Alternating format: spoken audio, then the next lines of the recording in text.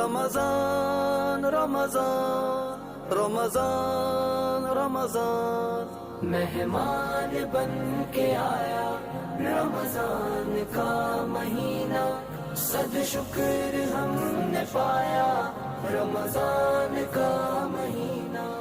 علی رسولہ الکریم، اما بعد، عن سہل بن سعد رضی اللہ تعالی عنہ قال قال رسول اللہ صلی اللہ علیہ وسلم لو كانت الدنيا تعدل عند الله جناح بعوضة ما سقى كافرا منها شربة او كما قال عليه الصلاة والتسلیم۔ اللہم صلی علی محمد وعلی آل سیدنا محمد وبارک وسلم۔ ہمارا آج کے درس حدیث کا موضوع دنیا کی حقیقت ہے۔ حضرت سہل بن سعد رضی اللہ تعالی عنہ نبی صلی اللہ علیہ وسلم کا یہ ارشاد نقل فرماتے ہیں کہ اگر دنیا کی قیمت اللہ کی نگاہ میں ایک مچھر کے پر کے برابر ہوتی، ما سکا کافرا منہا شربا، اللہ ایک گھونٹ پانی بھی کسی کافر کو نصیب نہ فرماتا۔ اس حدیث کے اندر اللہ تبارک و تعالی نے اس حدیث کے اندر نبی صلی اللہ علیہ وسلم نے دنیا کی حقیقت کو واضح فرمایا کہ دنیا کی حقیقت کی کیا قدر اور قیمت ہے۔ فرمایا دنیا کی قدر اور قیمت اتنی بھی نہیں اللہ تبارک و تعالیٰ کی نگاہ میں کہ جتنی ایک مچھر کا پر ہے۔ مچھر کے پر کی کیا قیمت بنے گی، اس کی کیا حیثیت اور قیمت ہے ہمارے ہاں۔ فرمایا جس طرح اس کی کوئی قدر اور قیمت نہیں، اللہ کے ہاں بھی اس دنیا کی کوئی قدر قیمت نہیں۔ اگر اس کی قدر اور قیمت ہوتی تو کافر کے پاس دنیا نہ ہوتی، کیونکہ اللہ اس کو ایک گھونٹ پانی دینے پر بھی راضی نہیں تھے۔ لیکن کیونکہ یہ بے قدری چیز ہے، اور جو چیز کسی کے ہاں کامیاب، جس چیز کی کسی کے نزدیک قدر اور قیمت نہ ہو، وہ آدمی اس کو چھوڑ دیا کرتا ہے، اس کے پیچھے نہیں پڑتا۔ جس طرح کہ ایک حدیث میں آتا ہے، آپ علیہ السلام نے صحابہ کرام کو سمجھانے کے لیے ایک مرتبہ سفر پر جا رہے تھے، اور یہ آپ کی عادت مبارکہ تھی کہ آپ علیہ السلام مثالوں کے ذریعے اپنے پیاروں کو بات سمجھا دیا کرتے تھے، کہ تاکہ صرف الفاظ سن کر وہ بھول نہ جائیں۔ جب مثال سے گزریں گے اور تمثیل کے طور پر کوئی چیز ان کے سامنے ہوگی تو وہ چیز ان کے ہاں رچ اور بس جائے گی۔ آپ علیہ السلام ایک راستے سے تشریف لے جا رہے ہیں، آپ علیہ السلام کی نظر ایک بکری کے برے ہوئے بچے پر پڑی۔ آپ علیہ السلام وہاں ٹھہر گئے، وہ بکری کا بچہ پھولا ہوا بھی ہے، بدبو بھی پڑ رہی ہے، اور صحابہ کرام نے دیکھا کہ آپ تو ایسے مقامات پر ٹھہرتے نہیں، کیا وجہ ہے کہ آپ ٹھہر گئے؟ آپ کے گرد جمع ہوئے، اب کسی نے ناک کو چھپا رکھا ہے، بدبو کے پھونکے آ رہے ہیں۔ آپ نے فرمایا یہ بکری کا بچہ کون مجھ سے 1 درہم کے بدلے خرید لے گا؟ صحابہ کرام عرض کرنے لگے، اللہ کے رسول، اس بکری کے بچے کو تو ہم مفت پر لینے پر تیار نہیں، چاہے جائے کہ ہم 1 درہم اس کے اوپر لگائیں۔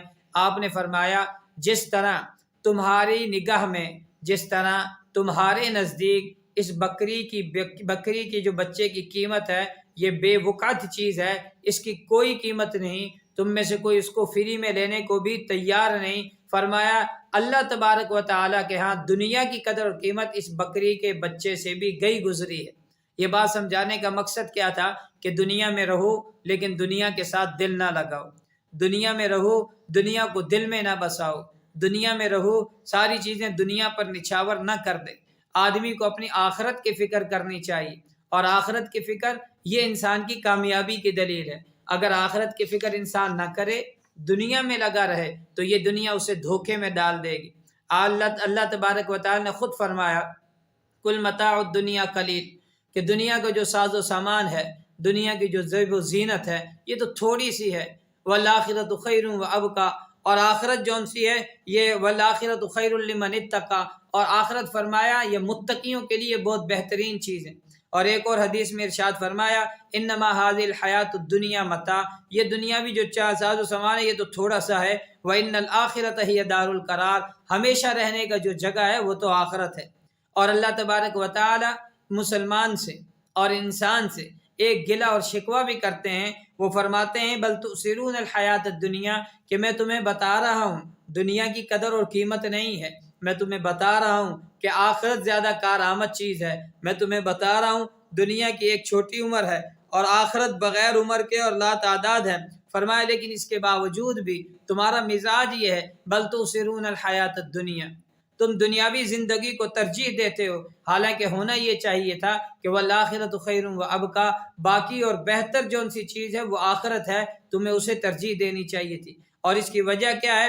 فرمایا اس کی وجہ یہ ہے کہ تم دنیاوی زندگی کو ترجیح دیتے ہو، سارا کا سارا کرنے کے بعد اللہ تبارک و تعالیٰ کی یاد سے تم غافل ہو، تمہارا اللہ کی طرف سے دھیان نہیں ہے۔ اگر اس کا دھیان اللہ کی طرف ہوتا تو کبھی بھی یہ بات نہ آتی۔ پاک پیغمبر صلی اللہ علیہ وسلم مثالیں دے کر سمجھا رہے ہیں، لوگوں کو بتا رہے ہیں کہ بھائی دنیا اللہ کے ہاں اس کی کوئی قدر اور قیمت نہیں ہے۔ قدر اور قیمت لگے گی تو اعمال کی، قدر اور قیمت لگے گی تو تقوی کی، اور قدر اور قیمت لگے گی تو رنگ اور نسل کی نہیں لگتی ہے انسان کے اعمال کی۔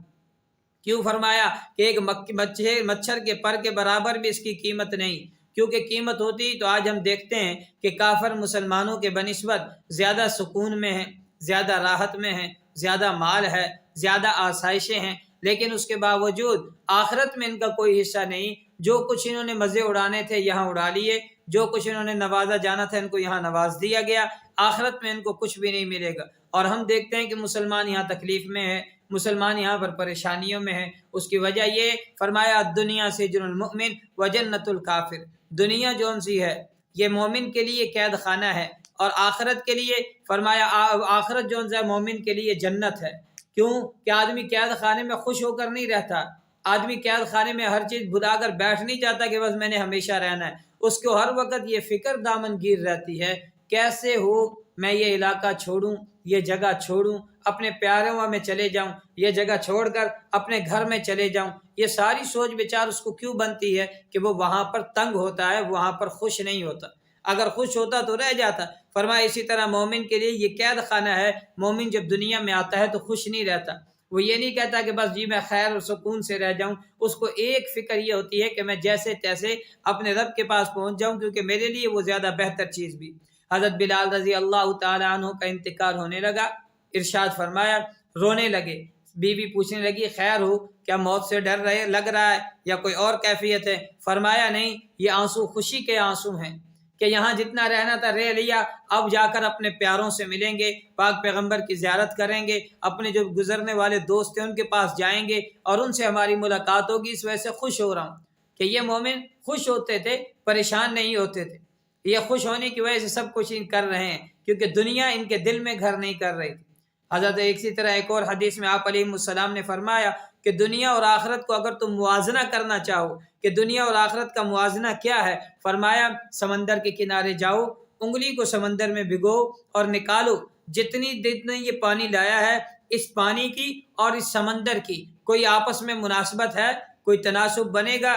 فرمایا جس طرح ان کا تناسب ہے بین اس طرح دنیا اور آخرت کا۔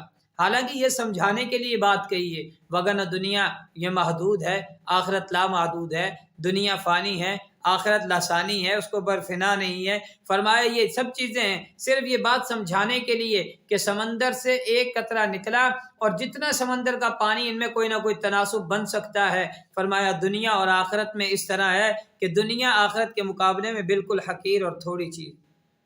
اب دنیا سے یہ مطلب نہیں کہ آدمی ہر چیز کو چھوڑ دے، نہ کھائے نہ پیے نہ لباس نہ رشتہ دار نہ کسی کے حقوق ادا کرے۔ دنیا نقصان دہ تب ہے جب یہ دل میں گھر کر جائے۔ کسی اللہ والے نے بڑی عجیب بات فرمائی، فرمایا دنیا کی اور انسان کی مثال ایسے ہے جیسے کشتی اور پانی۔ اگر کشتی پانی کے اوپر چلتی رہے گی یہ محفوظ رہے گی، اگر پانی کشتی کے اندر آ گیا تو یہ کشتی بھی ڈوبے گی، کشتی والا بھی ڈوبے گا۔ فرمایا دل یہ دنیا کے اوپر رہے، بس یعنی اپنی ضروریات پوری کرے، اس میں دل نہ لگائے، لیکن اگر یہ دنیا اس کے دل میں آ گئی، اس کے دل میں گھر کر گئی، فرمایا یہ اس کو ڈبو دے گی، یہ اس کو نقصان پہنچائے گی، اور یہ ڈبونا اور نقصان پہنچانا اس کے لیے بڑا شرمندگی کا باعث بنے گی۔ حضرت عمر رضی اللہ تعالیٰ عنہ ایک مرتبہ بیٹھے اور اپنے شاگرد پوچھنے لگے بتاؤ بے وقوف کون؟ اس نے کہا اللہ امیر المومنین، بے وقوف وہ ہے جو اپنی آخرت کے بدلے میں دنیا بنا لے، یعنی اپنی دنیا کے بدلے اپنی آخرت کو برباد کر دے کہ میری دنیا بن جائے، میرا دنیا میں معاملہ بن جائے، میری راحت ہو جائے، لیکن آخرت کی فکر چھوڑ دے۔ فرمایا اس سے بڑا بے وقوف احمق کون ہے؟ یہ تو بے وقوف ہے، اس سے بڑا بے وقوف فرمایا آپ بھی جانتے ہیں، ہمیں بتا دیجئے۔ فرمایا اس سے بھی بڑا بے وقوف وہ ہے جو دوسرے کی دنیا کی خاطر اپنی آخرت برباد کر دے۔